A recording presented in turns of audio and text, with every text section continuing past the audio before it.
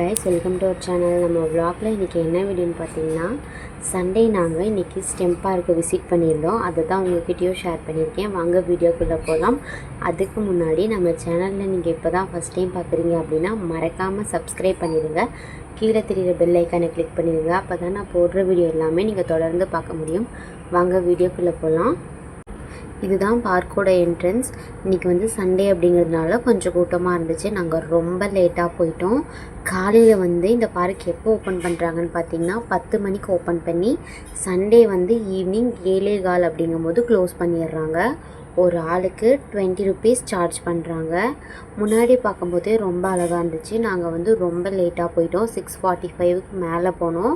அதனால் எங்களுக்கு கொஞ்சம் டைம் தான் இருந்துச்சு. எல்லாத்தையும் சீக்கிரமாக பார்த்துட்டு வந்துடணுங்கிற மாதிரி தான் இருந்துச்சு. நான் எனக்கு எல்லாத்தையுமே எக்ஸ்ப்ளோர் பண்ணி பார்க்கணும் அப்படின்னு ஆசையாக இருந்துச்சு. எல்லாமே பார்க்குறதுக்கு டிஃப்ரெண்ட்டாக இருந்துச்சு.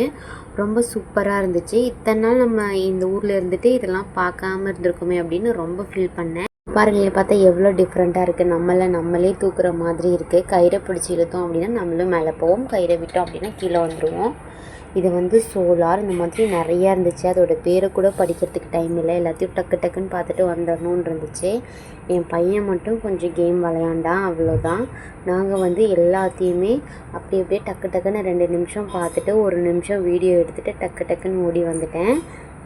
இந்த ராக்கெட் பாருங்களேன் எவ்வளோ பெருசாக இருக்குது. ஃபர்ஸ்ட் டைம் இந்த மாதிரி பக்கத்தில் இருந்து பார்க்குறேன். இந்த கேம்ஸ் எல்லாம் பாருங்களேன் டிஃப்ரெண்ட்டாக இருக்குது. உங்கள் வீட்டில் குட்டீஸ் இருக்காங்க அப்படின்னா இந்த பார்க்குக்கு கண்டிப்பாக கூட்டிகிட்டு வாங்க. அவங்களுக்கு ரொம்ப பிடிக்கும்.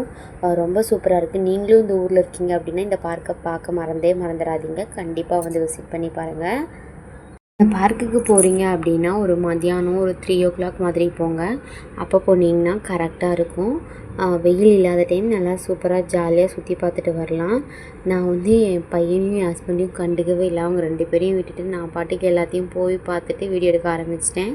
அவங்க 2 பேரும் அவங்கங்கே நின்று விளையாண்டுட்டு வந்தாங்க. எனக்கு கொஞ்சம் டைம் தானே இருக்குது, அதனால் நம்ம எல்லாத்தையும் பார்த்து வீடியோ எடுத்துடலாம் அப்படின்னு சொல்லிட்டு நான் வந்துட்டேன்.